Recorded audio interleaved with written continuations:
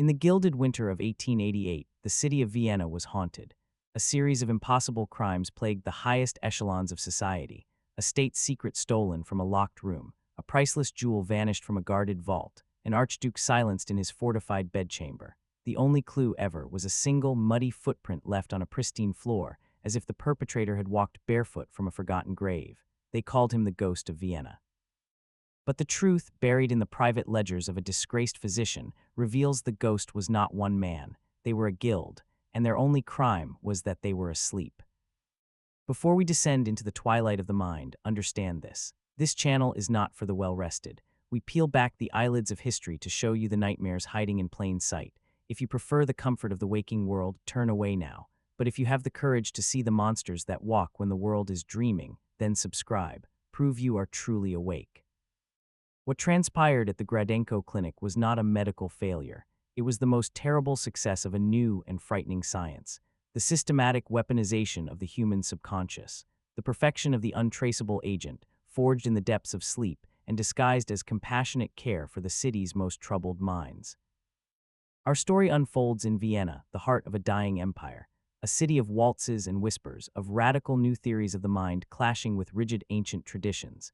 And within this glittering cage, a strange malady began to afflict the daughters of the aristocracy: somnambulism, sleepwalking, a source of profound social shame, a secret horror for families who prized reputation above all else. They sought a discreet, scientific solution, and one was offered. The Gradenko Clinic for Nocturnal Afflictions, a quiet, respectable townhouse on a shaded street, run by a man who promised to cure the city's daughters of their nightly wanderings. But it was not a hospital, it was an armory. And the patients were not being cured, they were being loaded. The man who offered this cure was Dr. Anton Gradenko.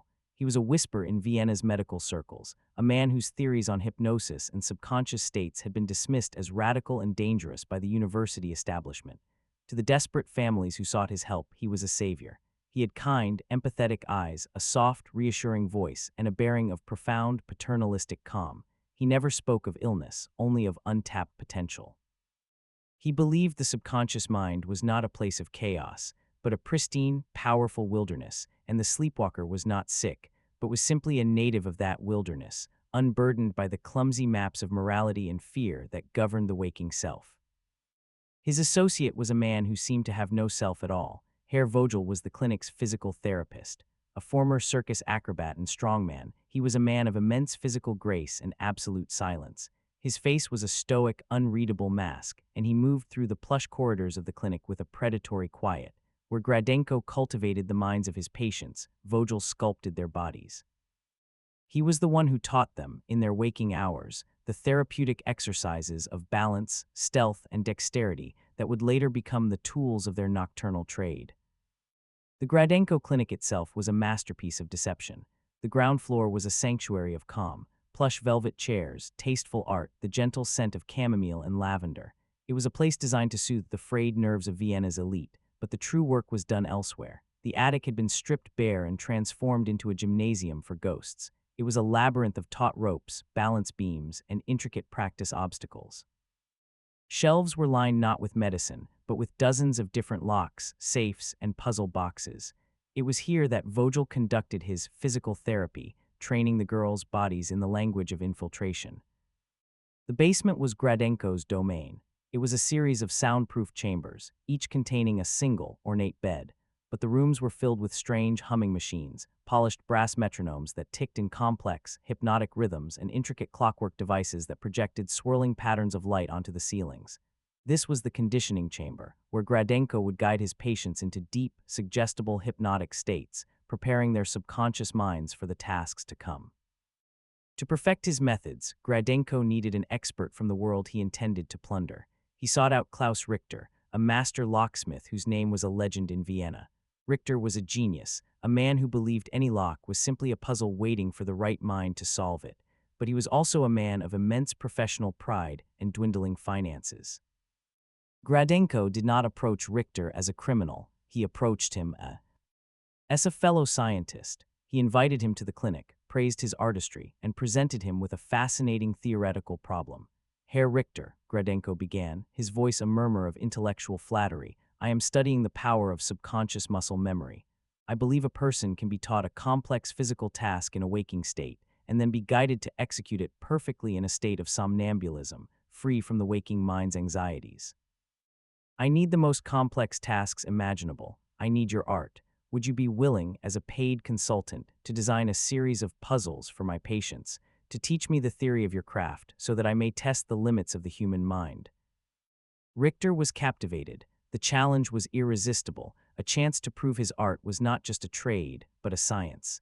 The fee Gradenko offered was more than he made in a year. His journal entry from that night reveals a mind already caught in the web.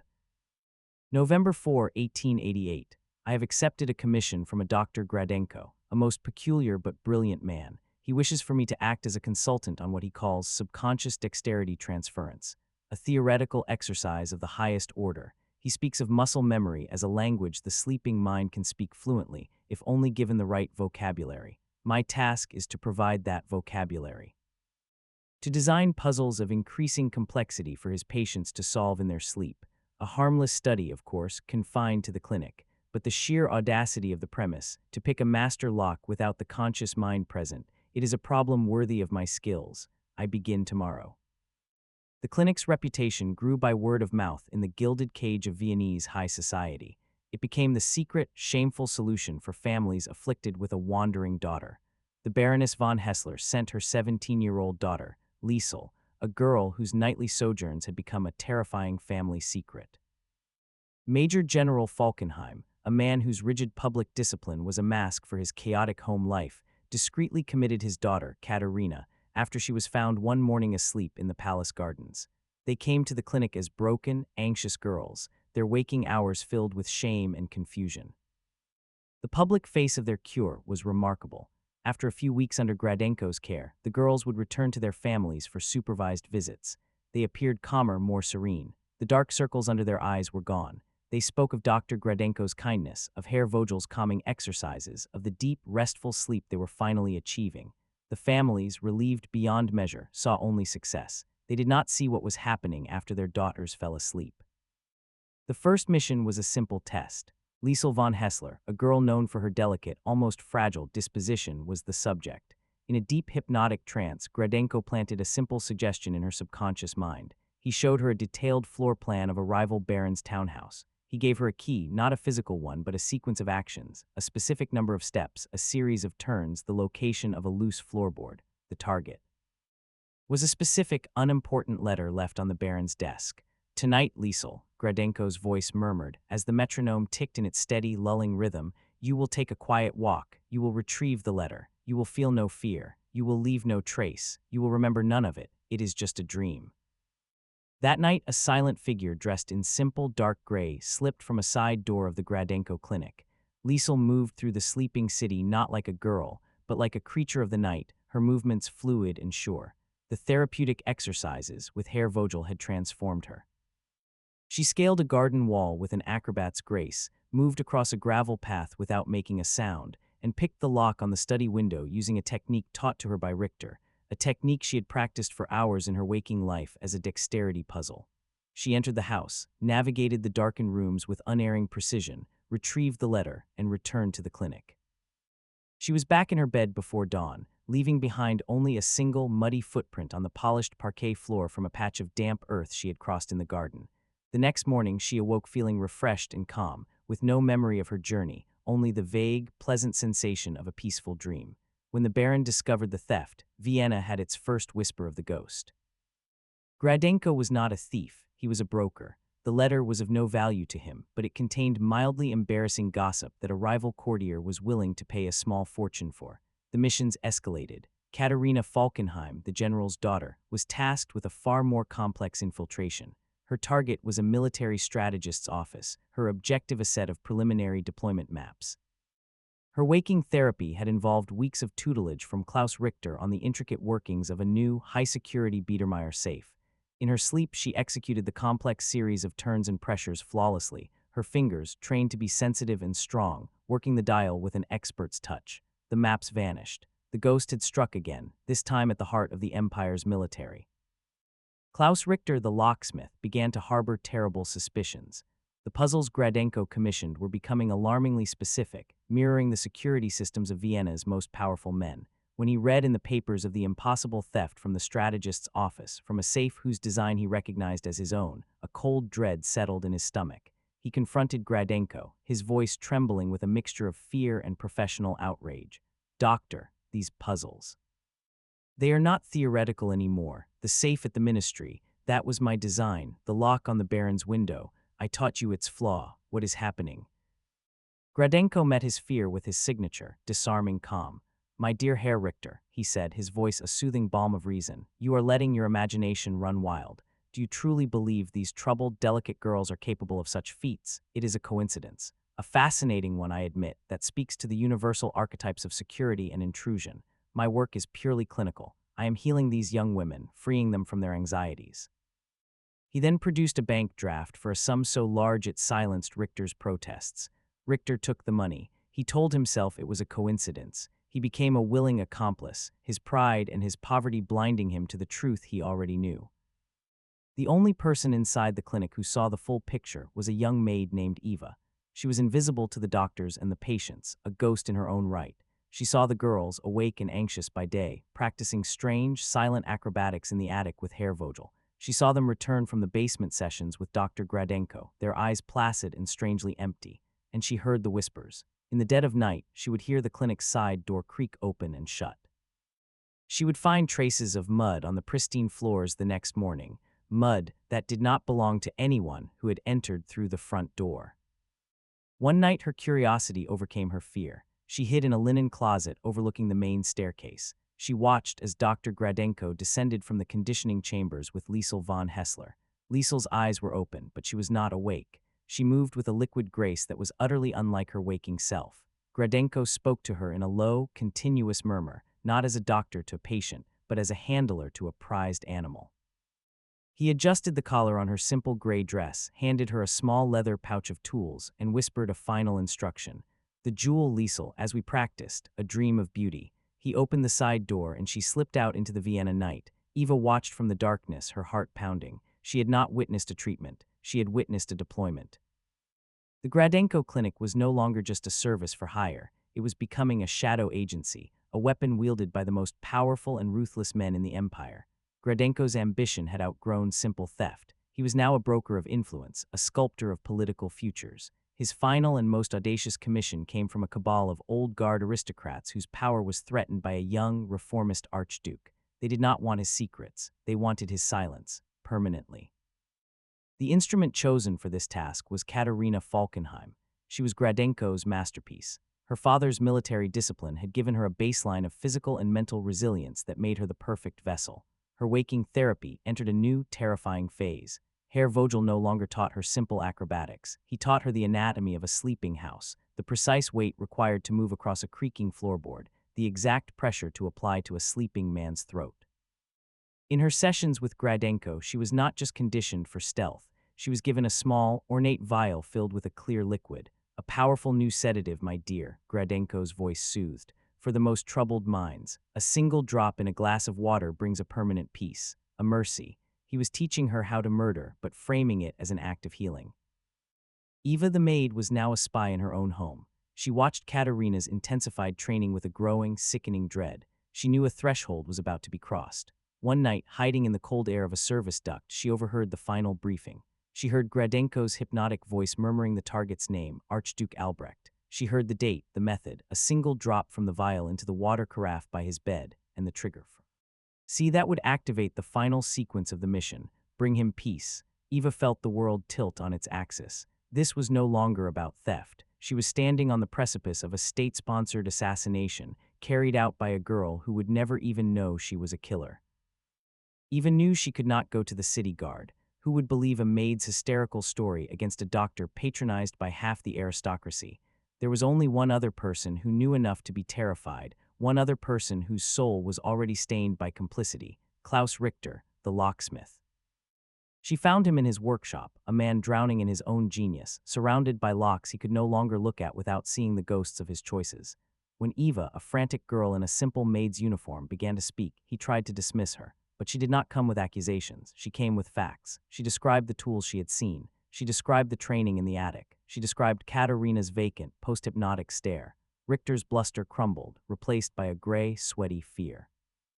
"They are going to kill Archduke Albrecht," Eva whispered, her voice shaking but firm. "Tonight, they are sending Katerina. She will use a poison, a single drop in his water. I heard them. I heard everything." In that moment, Klaus Richter's carefully constructed wall of denial was obliterated. He knew the security system at the Archduke's palace. He had designed it himself. He had, in his pride, boasted of its theoretical flaws to Dr. Gradenko over a glass of wine months ago. He had given them the key. His puzzles, his art, his genius, it had all been a prelude to murder. His complicity was a dagger in his own gut. He looked at Eva, this invisible, terrified maid, and saw the last shred of his own conscience reflected in her eyes. The choice was made. The gold was not worth this. The professional pride was not worth this. They were no longer a master locksmith and a lowly maid. They were two souls staring into the same abyss, the only two people in Vienna who knew the truth about the ghost. This is the moment, the turning point, when the sleeper is shaken from the dream and must confront the nightmare of the real world. Many of you have been asleep, lulled by the stories you have been told. It is time to open your eyes. To prove you are no longer dreaming, go to the comments and make your declaration. State it twice. I am awake. I am awake. This is your signal that you are no longer a passive observer. You are a witness. Richter and Eva had no time for the authorities. They had only hours until Katerina, the perfect, unknowing assassin, would be deployed. They had to stop her themselves. The locksmith and the maid, armed with nothing but the terrible truth, prepared to hunt the ghost through the sleeping streets of Vienna. The plan Richter devised was one of desperate, intricate genius. He could not stop Katerina with force. She was an acrobat, a ghost, and he was an aging locksmith. He could not appeal to her reason. She was asleep. His only chance was to enter the dream with her. He had to disrupt the perfect, hypnotic script Gradenko had written in her mind. He knew every detail of the Archduke's palace, every secret passage, every servant's corridor, every flawed lock. While Eva rushed to the palace to try and create a distraction, a fire in the kitchens, anything to break the routine of the household, Richter gathered his tools. He was not going to break in. He was going to set a trap made of sound, light, and memory. Katerina Falkenheim slipped from the Gradenko Clinic into the moonless night, a perfect predator. She moved with an eerie, inhuman confidence, scaling the palace walls, bypassing the guards, and entering through a high window whose latch Richter had deliberately designed to be weak.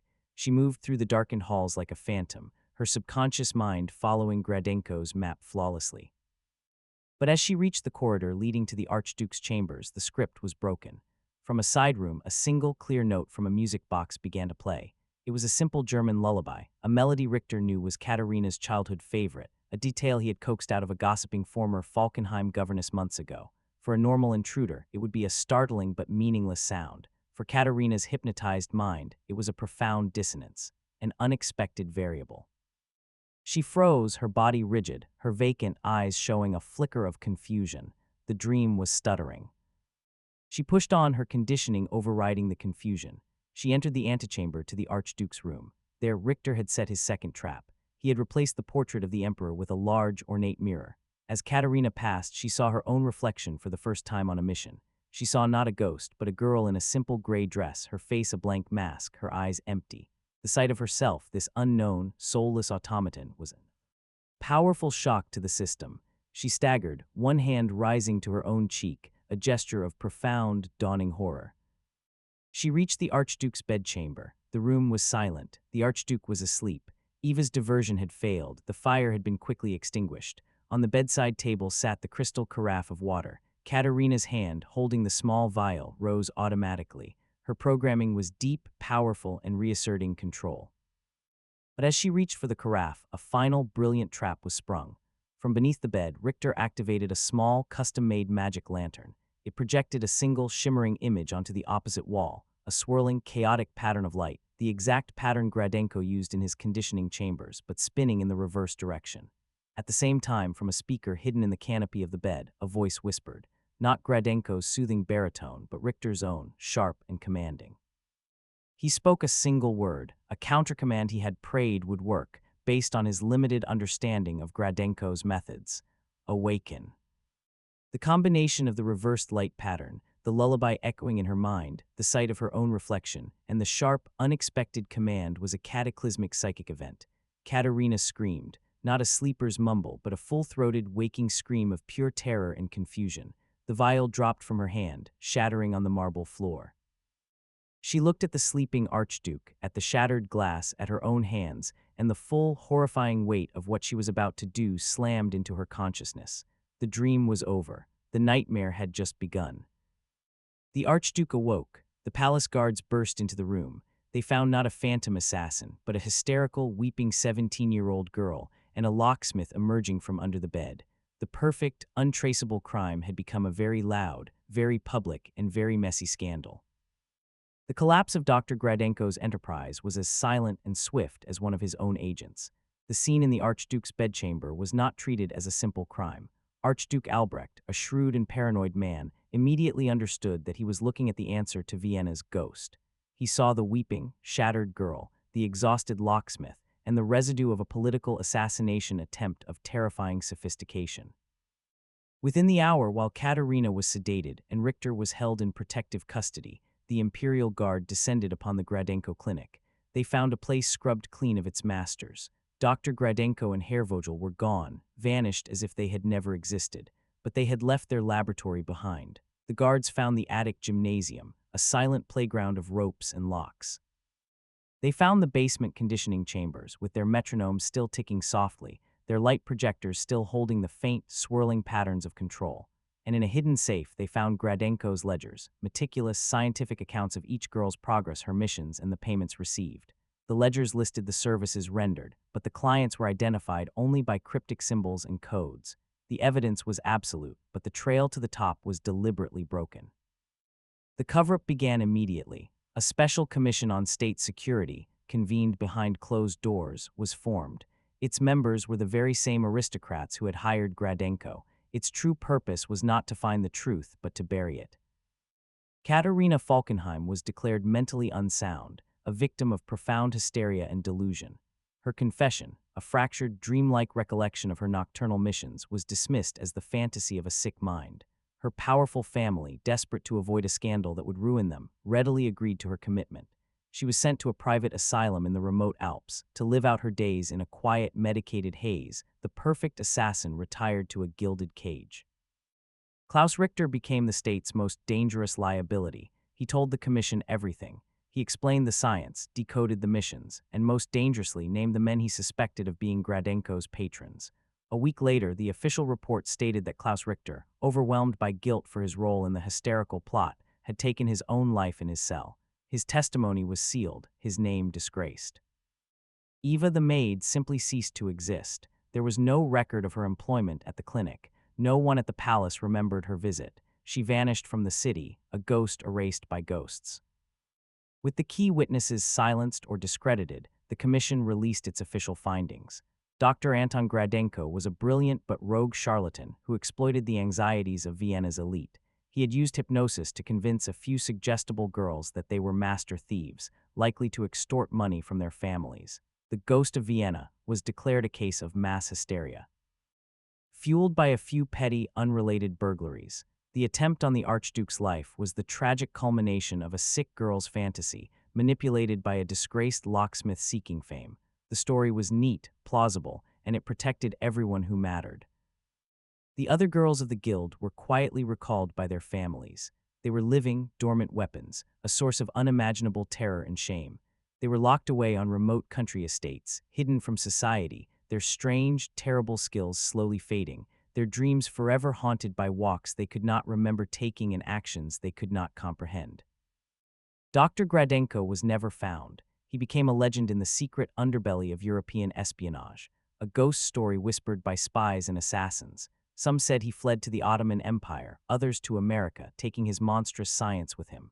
The only certainty is that his research, the perfect method for creating an untraceable agent, a killer who does not know they are a killer, was not lost. It was merely waiting for a new patron, a new war, a new name. The legacy of the Gradenko Clinic is not a ghost story about a phantom thief.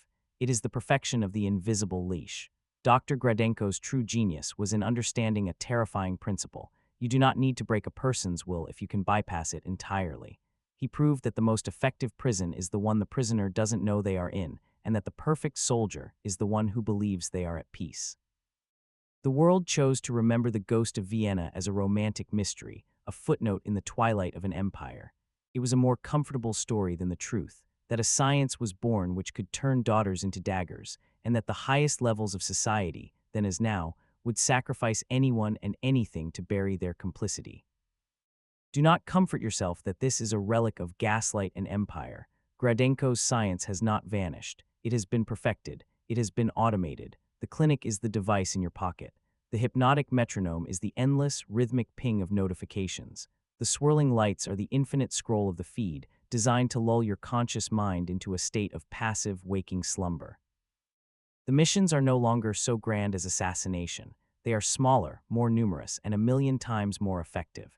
To desire a product you didn't know you wanted, to adopt an opinion that was fed to you in pieces, to feel a sudden, baseless anger towards a group of people you have never met. You are being conditioned, not in your sleep, but in the waking dream of your daily life. Now you must choose. Will you continue to sleepwalk through the world that has been built around you, or will you awaken? In the comments below, it is time to make your declaration. A vow to open your eyes. State it twice. I am awake. I am awake. This is not for an algorithm. This is for you, a marker in time, a commitment to conscious thought in an age of programmed dreams. If you are ready to see the invisible architecture of control, subscribe. Activate the notification bell, because the lullabies of the modern world are constant and designed to keep you dreaming. Share this with one other person who you suspect is also beginning to stir. They built a world for sleepers. We are gathering the awakened, and we will show you how to read the instructions they left in your dreams.